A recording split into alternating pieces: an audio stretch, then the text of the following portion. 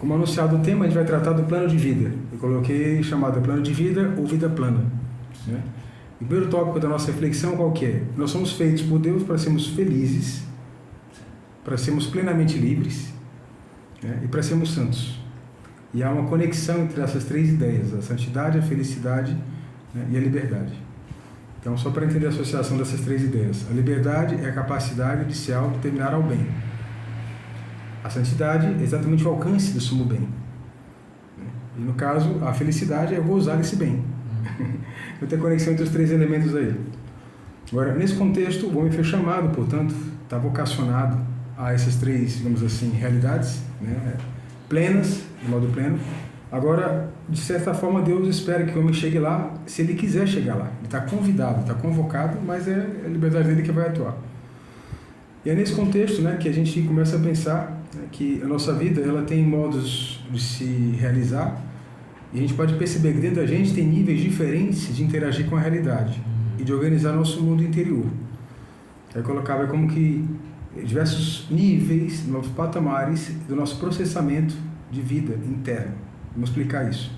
Então, muitas vezes quando eu acordo, por exemplo, tem gente que tem dificuldade até ficar totalmente plena a consciência. Então fica meio confuso. Então, nesse estado, digamos assim, a pessoa praticamente tudo que ela sente, ou que ela pensa, ou o que ela decide, é tudo misturado, meio confuso. E mais ou menos como uma criança que não tem um processamento ainda claro. A gente fala, não tem idade da razão ainda. Ela não tem uma autoconsciência. Então, nesse patamar, a nossa autoconsciência está desligada praticamente. Então, eu chamo de mundo interior. É essa maçaroca, essa mistura de impressões, de sentimentos, de decisões, de medos, uma coisa só, e você é impulsionado a tomar alguma atitude a partir dali. Então não tem muita consciência, logo não tem muita responsabilidade. Se a liberdade é a capacidade de se autodeterminar ao bem, nesse tipo, né, de situação, a pessoa não tem capacidade de se autodeterminar. Depois que ela não terá tanta responsabilidade também, porque a responsabilidade é um corolário que deriva exatamente da liberdade. Bom, o segundo patamar eu chamei de vida interior, que uma pessoa já consegue identificar, já tem alguma consciência. Isso aqui é um sentimento, isso aqui é um valor que eu tenho, isso aqui é um hábito, isso aqui é um defeito, isso aqui me convém, isso aqui não me convém, isso aqui pode fazer mal aos outros. Então ela já tem consciência, percebe que ela pode controlar parte desse conjunto, desse repertório de coisas que acontecem dentro dela. O terceiro patamar eu chamo de vida espiritual. E eu falo, ela já percebeu o bem que lhe convém, ela quer orientar-se para ele, ela quer vencer seus defeitos, ela reconhece o que há de bom e o que há de mal, né, seus deveres, e quer abraçar isso daí. Tem certos ideais, pode tê-lo. E patamar mais avançado eu chamo de vida sobrenatural ou vida contemplativa. Que no caso ela já está, digamos assim, vivendo a perspectiva de Cristo. Então ela conseguiu amadurecer por dentro, nas suas potências interiores, suas dimensões, a inteligência, a vontade, a afetividade, o universo das paixões. Também no caso conseguiu a imaginação dela, né, e a própria memória dela estão como que orientadas para a imitação de Cristo. Então é um patamar mais elevado. Então, para entender, também eu gosto de pensar nessas dimensões olhando para o Evangelho. E se olha para o Evangelho, eu vou notar o quê? Quando Cristo convida os homens a amarem, ele, de certa forma, apresenta uma escada, uma gradual de patamares.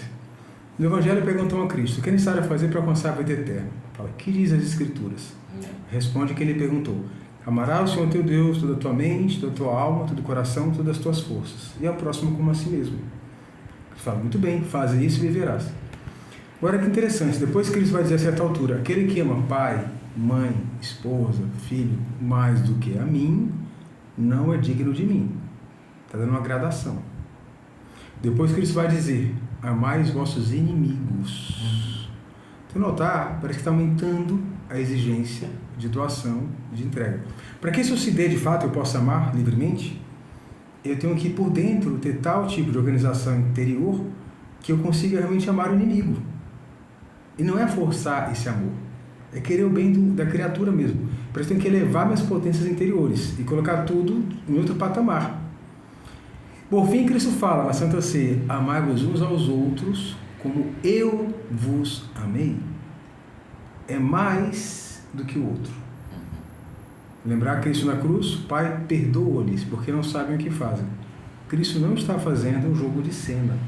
Não está para fingir. não é cínico. Quando chega Judas, vai entregar e fala, amigo, aqui vens.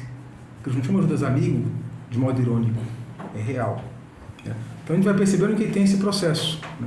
Dizendo ao Senhor, ele vive essa situação e fala, aprendei de mim, eu sou o caminho, a verdade e vida. Então esses patamares, claro, a vida contemplativa é viver já nessa perspectiva de pensar como Cristo pensava, olhar como Cristo olhava, sentir como Cristo sentia. Eu gosto de dizer que tem a música do Padre Zezinho, né? Que lembra quando era criança, né? Então sonhar como Jesus sonhava, querer como Jesus queria, mais ou menos isso, né? Posso encarar dessa forma. E posso encarar também uma perspectiva talvez mais assim, intelectual, é a consumação do que diz aquele filósofo alemão, Dietrich von Hildebrand, no livro Transformação em Cristo. Então isso que no fundo é diferente, um cristão quando busca ser temperado, não é a temperança do estoico, é a temperança de Cristo. Ele busca ser justo, não é a justiça do estoico, é a justiça de Cristo, porque Cristo foi justo no nível acima do estoico. Então, agora, para que aconteça isso, eu tenho que elevar minhas potências interiores, todas elas. Então, eu tenho que treinar livremente, tenho que me dar a ocasião de que isso possa acontecer. Esse processo da santidade plena, né, só vai se dar com a ação da graça na minha alma. Agora, a graça vai atuar se eu colocar à minha disposição, a minha vontade, a minha conduta, direcionada já para Deus. E aí entra a história do plano de vida. Eu vou planejar alguns atos concretos da minha vida que vão orientar-me para Deus, livremente. E é fazendo o que eu permito que a graça divina possa ocupar um espaço no meu coração e a partir daí me elevar como um todo. Então, o que é a história desse plano de vida? Exatamente, eu colocar alguns atos no meu dia que me elevem espiritualmente, me coloquem em conexão com Deus e com a graça divina. E essa graça possa, portanto, temperar todo o meu ser. Então, vamos entender o seguinte, dentre as virtudes humanas que há duas delas que têm tudo a ver com o plano de vida. Uma delas chama a virtude da religião. A palavra religião vem de religare, reconectar. O que com o que? Deus com o homem. O que é a virtude? É um hábito. Portanto, é uma repetição de atos que se dá de modo fácil, porque a pessoa ganhou, assim, aquela facilidade por a repetição habitual. Então, o hábito da religião é a pessoa que busca habitualmente a conexão com Deus. Outra virtude humana que há, que é importante aqui no caso, é a virtude da piedade. O que é piedade? É o carinho de pais pelos filhos e filhos pelos pais. Relação familiar. Então, no caso também, a gente pode buscar crescer nesse carinho aos pais. E o nome disso chama piedade. Portanto, a piedade e a religião têm tudo a ver com o plano de vida. Se eu quero amar a Deus sobre todas as coisas e ao próximo, como Cristo amava o próximo, eu tenho que estar junto de Cristo.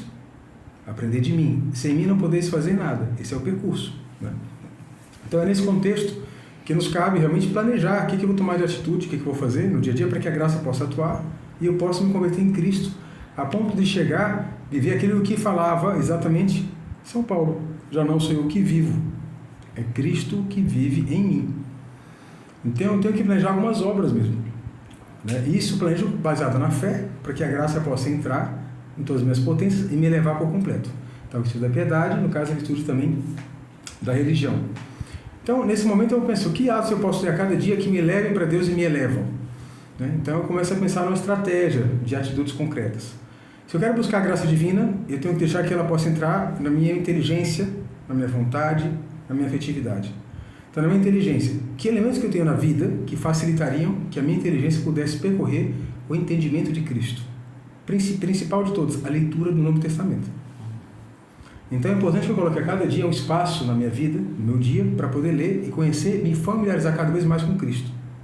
E aqui é interessante notar o seguinte, um dos apóstolos fala que se fosse escrever tudo o que Cristo disse e falou, não caberia em tantos livros na terra. Se essa afirmação é verdadeira, imagina que o que está no Evangelho é o sumo, do supra-sumo, zipado. Está, portanto, ele muito condensado. E está o que Deus quis que ficasse. De tal forma eficaz que, ao ler aquilo, eu consigo gerar uma alfabetização espiritual da minha alma. A linguagem que está ali eu coloco para dentro. Eu me acostumo a ela. Portanto, a partir daí eu posso permitir que Deus possa usar aquele conteúdo que impregnou-se na minha memória, na minha imaginação, na minha inteligência, a parte da leitura, para que Deus possa assoprar o que queira de inspiração, de propósito, de afeto no meu coração. Então, a primeira atitude que eu posso ter a cada dia é ler o trecho do Novo Testamento. Mas é de que forma? Com esse ímpeto de querer realmente aprender, de querer colocar a imaginação, colocar em contato as minhas potências todas, para que essa leitura seja de tal forma vívida que aquilo se impregne em mim, de modo elevado. São José Maria aconselhava isso no Opus Dei, né? Que a gente se colocasse como um personagem a mais naquela cena. Imaginasse, gastasse um tempo, porque ao fazer isso estou purificando as potências interiores, superiores, inferiores, e estou preparando-as para a elevação da graça. Bom, então o primeiro ato, posso pensar isso? Ler o Novo Testamento todo dia. Quanto tempo? 5 minutos por dia. Se nós temos que buscar a santidade no meio do mundo, no dia a dia, na vida corrente, né, eu tenho que entender que tem obrigações e deveres que são modos de amar a Deus também, servir o próximo e amar a Deus, e tenho que compaginar isso com esses atos exclusivos de relação com Deus, como Cristo fazia, como Maria fazia, como José fazia. Maria, José e Jesus Cristo não eram religiosos enquanto isolados para ficar rezando. Eram pessoas comuns que viviam no dia a dia. Tinham que trabalhar, tinham que cuidar da casa, tinham que dar assessoria a quem precisasse da família, a outros parentes também. Então, e Jesus Cristo, inclusive com os apóstolos, ajudava outras pessoas também e se retirava vez por outra para fazer oração. Portanto, que ele ficasse o tempo inteiro rezando, não, ele estava numa vida comum. Outras tarefas que ele realizava também, né? E quis Deus viver por 30 anos essa vida comum, ordinária. Então, nessa vida comum, ordinária, provavelmente ele faria tempo de oração também, e os outros tempos trabalhava, conversava, ajudava os outros. E em tudo que ele fazia, ele estava o quê? Elevando a sua própria alma. Portanto, esses atos exclusivos de relação com Deus, novamente, elevam minha alma naquele instante, mas serve para me educar, para que eu possa elevar tudo mais depois ao meu redor. Então, o plano de vida, ele vai focar em alguns atos concretos, que eu vou praticar ao longo do dia, mas a perspectiva é que toda a minha vida se planifique a partir dele, e não só aqueles instantes. Eu gosto de usar uma imagem mais prosaica. Quando eu vou temperar uma carne com sal, eu não passo sal em todas as partículas da carne, óbvio, não dá. Mas de tal forma a gente passa que parece que toda a carne está salgada. Mais ou menos isso. Eu tenho alguns instantes da minha vida que eu vou dedicar a Deus, e sem perceber, todo o meu dia ficará divinizado nessa atmosfera, nessa presença de Deus. Então, Novo Testamento. Depois vamos pensar o seguinte: bom, falar com Deus, não é oração. Cristo perguntaram ao Senhor: Senhor, ensina-nos a orar. Quando for orar, dizer: Pai nosso que estás nos céus. A oração vocal. A oração vocal, ela é tão fácil, tão acessível a qualquer pessoa. Né? A pessoa precisa aprender a ler, ela escuta e decora. Né? Decora porque põe no coração, então ela repete a parte do coração dela, está decorado nesse contexto. A gente também. A oração vocal tem um poder tremendo, porque ela traz informações para o nosso coração, para a nossa inteligência. Novamente, ela vai repetindo como um mantra certas ideias que vão se fixando, também vão sedimentando, né? E vão repetindo verdades da nossa fé, que são importantes que eu realmente guarde. A palavra homem em árabe é al-insan, quer dizer o esquecente, aquele que se esquece. Então, as religiões orientais, percebam, elas têm muito isso de repetir ideias. A gente precisa repetir. Essa política do anúncio é necessária, para que a gente possa crescer, né, exatamente na percepção e na manutenção dessa percepção. Então, a oração vocal, tão acessível, é algo muito bom, que agrada a Deus. Já existia no Antigo Testamento para os judeus, né, e os cristãos vão herdar também essa herança, né, e será aprimorado e evoluído isso daí. Pai nosso que estás nos céus.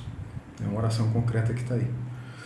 Então, tem um trato com Deus, né? No Novo Testamento, eu leio, minha inteligência se abre, a minha vontade começa a aderir, a desejar o que acontece no Novo Testamento de bom, a minha imaginação deixa que aquilo tome posse dela e eu guardo na minha memória. Eu estou, portanto, potencializando tudo que eu tenho por dentro, para que a graça possa, a partir daí, atuar mais facilmente na minha vida.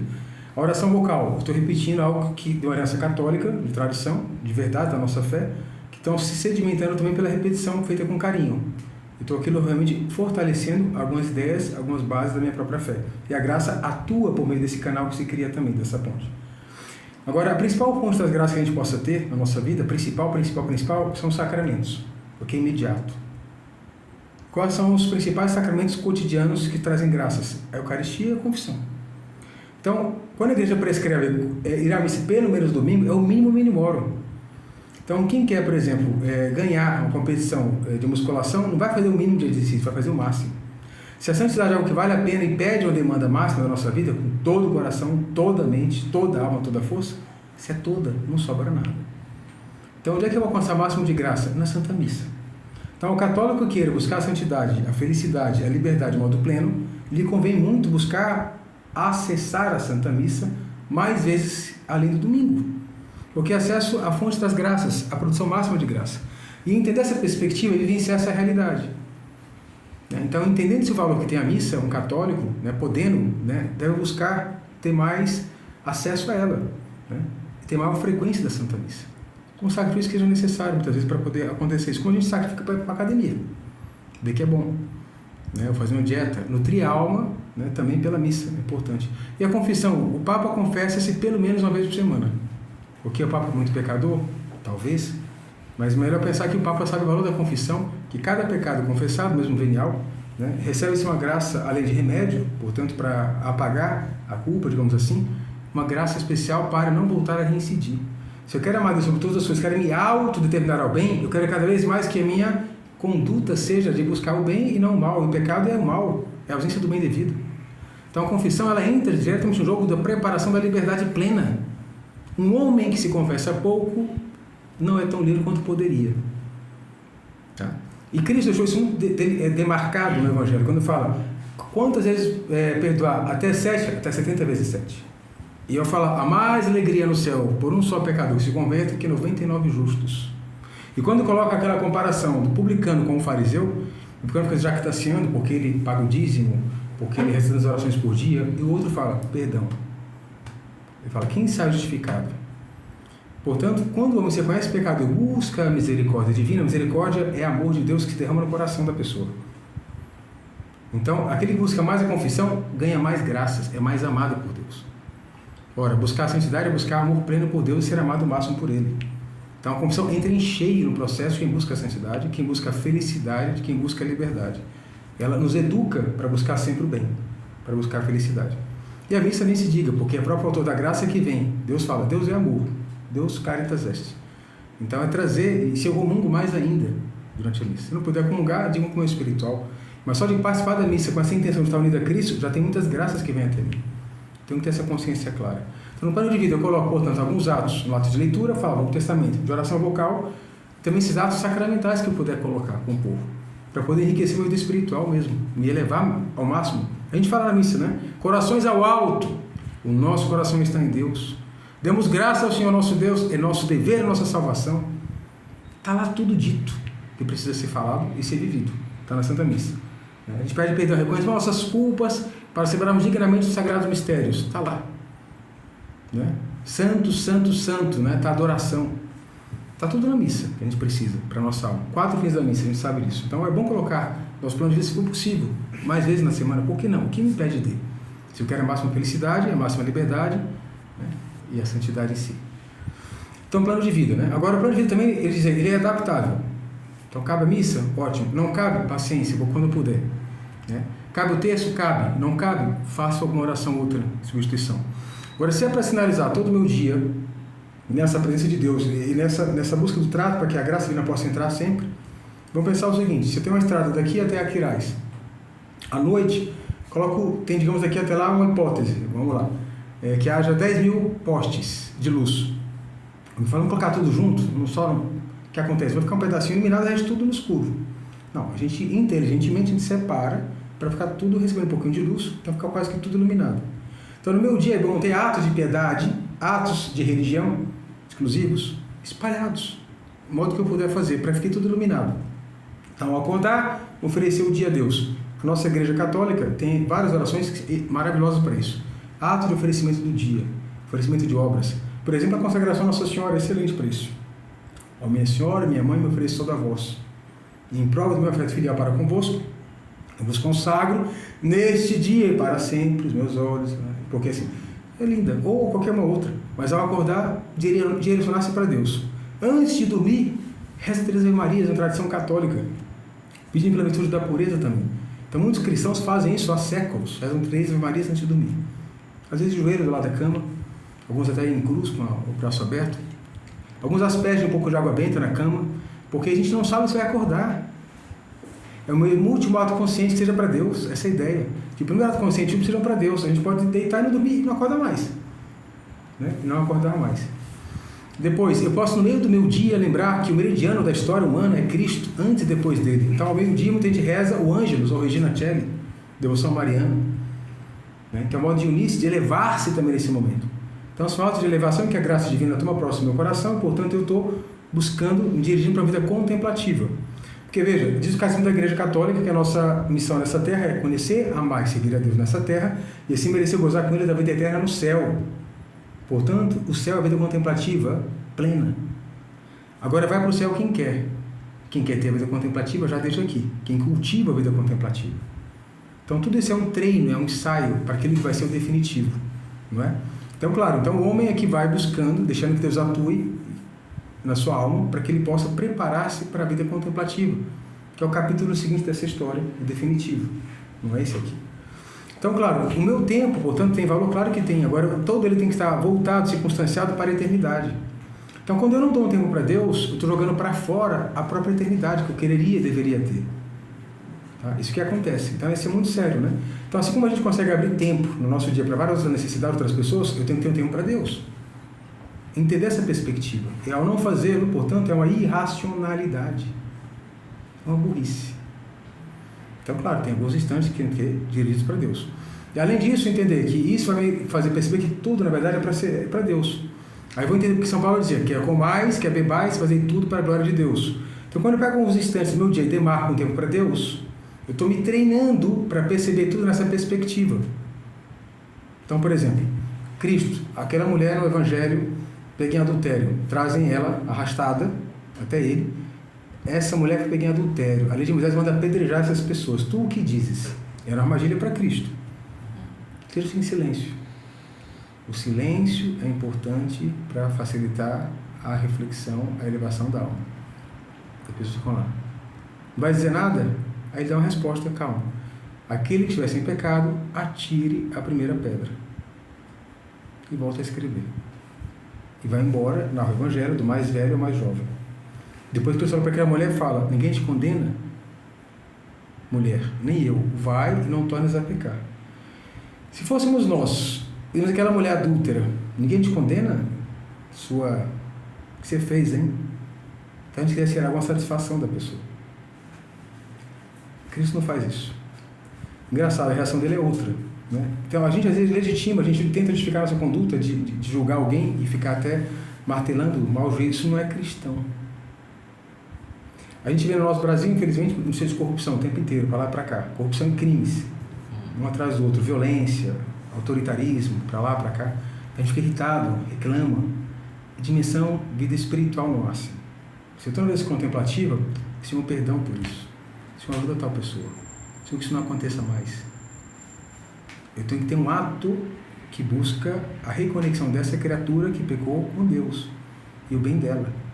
Se eu paro no juízo só sobre ela, eu não estou no nível cristão ainda não. Quer dizer, eu julgo que estou, né? Eu não faço mal a ninguém, pago o dízimo, eu vou à missa, eu rezo o terço. Eu tenho que ter a conduta de amor efetiva no meu dia a dia para poder me elevar sobrenaturalmente a graça entrar no meu coração. Então, no plano de vida, eu tenho que ter atos concretos para vencer o pior de mim em matéria de conduta moral. E eu planejo. Então, eu vou lutar nessa temporada, por exemplo, para não dizer palavrão, ou para agradecer as pessoas de modo positivo. Coloco lá como exame particular, um ponto de luta concreto, porque Cristo faria isso na minha posição. Eu quero imitar Cristo.